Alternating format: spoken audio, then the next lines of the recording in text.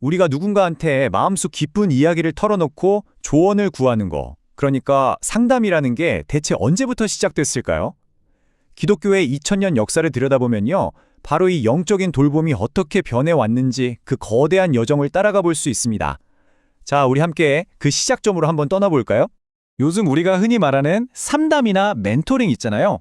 그 뿌리가 어디에 있을까 하고 거슬러 올라가다 보면 정말 놀랍게도 2000년 전 로마 제국 여기저기에 흩어져 있던 아주 작은 공동체들을 만나게 됩니다. 모든 건 바로 거기서부터 시작됐어요. 자, 첫 번째 시대입니다. 이때는 거대한 성전이나 체계적인 교리 같은 게 아직 없던 시절이었죠. 그럼 사도 바울과 초기 기독교인들은 대체 서로의 삶을 어떻게 돌봤을까요?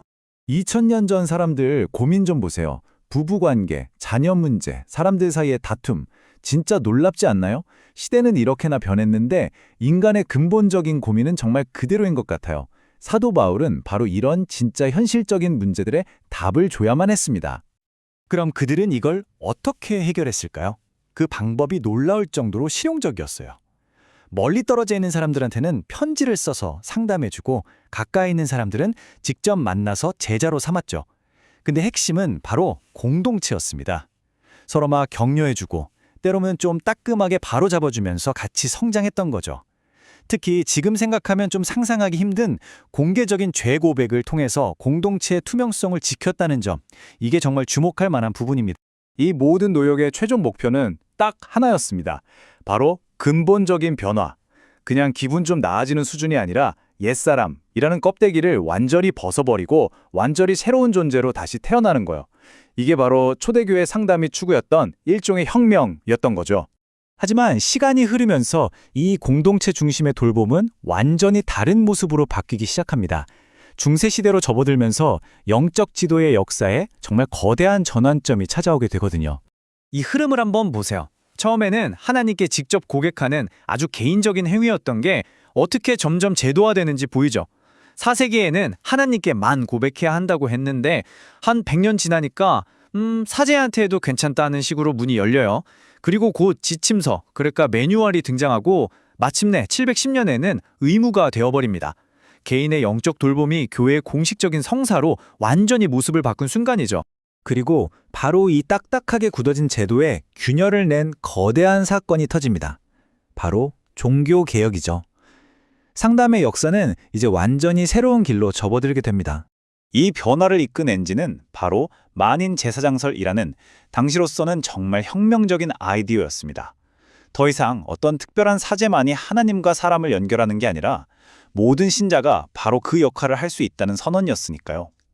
영적인 권위가 소수의 성직자에게서 모든 신자의 손으로, 그리고 교회의 전통에서 성경 말씀 그 자체로 옮겨온 겁니다. 근데 되게 흥미로운 건요. 이 종교개혁가들 사이에서도 약간의 온도 차이가 있었다는 거예요. 루터는 의무로 하는 건 없애야 하지만 목회자와 개인적으로 상담하는 건 여전히 유익하다고 봤어요. 반면에 칼뱅은 여기서 한 걸음 더 나아갔습니다. 그는 모든 신자들이 서로에게 상담사가 되어줘야 한다고 생각했던 거죠. 칼뱅은 상담에 대한 자기만의 청사진을 딱 제시했습니다. 그 핵심은 아주 명확해요. 모든 건 성경에서 시작해서 성경으로 끝난다. 단순히 감정을 위로하는 걸 넘어서 말씀을 마음에 깊이 새기고 끊임없이 묵상하고 결국에는 흔들리지 않는 교리적인 확신에 이르게 하는 것.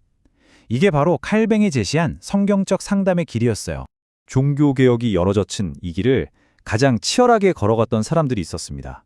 바로 청교도들이에요. 이분들은 상담을 거의 예술의 경지로 끌어올렸다고 할 수 있습니다. 청교도들의 세계를 이해하려면 신본주의라는 이 단어 하나를 꼭 알아야 합니다. 이게 뭐냐면 우주의 주인공이 나가 아니라 하나님이라고 생각하는 거예요.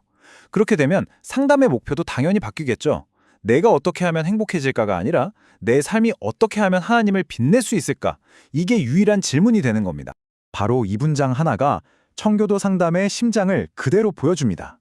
심리적인 안정감이나 위로는 그냥 과정일 뿐, 최종 목적지는 거룩함이었어요. 삶의 모든 순간, 모든 선택에서 하나님을 닮아가는 것, 그게 그들이 추구했던 전부였습니다. 그렇다면 그 거룩함으로 가는 내비게이션은 뭐였을까요? 바로 양심이었습니다. 청교도들한테 양심은 내 안에 설치된 하나님의 경고 시스템 같은 거였어요. 그 경고음이 울릴 때, 즉 양심의 가책을 느낄 때 그걸 피하는 게 아니라 오히려 그걸 통해서 방향을 바로잡고 하나님께 더 가까이 갈 기회로 삼았던 거죠. 자, 이렇게 2000년에 걸친 긴 여정을 한번 돌아봤는데요. 이 기나긴 역사가 오늘날 우리에게 남긴 건 과연 뭘까요? 오늘날의 기독교 상담은 마치 여러 시대가 남긴 벽돌로 지은 집 같아요. 초대교회로부터 공동체라는 튼튼한 기초를, 중세로부터는 체계성이라는 뼈대를, 종교개혁으로부터는 성경이라는 중심 기둥을, 그리고 청교도로부터는 거룩함이라는 지붕을 물려받은 셈이죠. 이 모든 역사가 지금 우리의 상담 안에 그대로 살아 숨쉬고 있는 겁니다. 그리고 이 진화는 여기서 멈추지 않았습니다. 시대가 바뀌면서 상담의 형태도 또 한 번 바뀌었죠.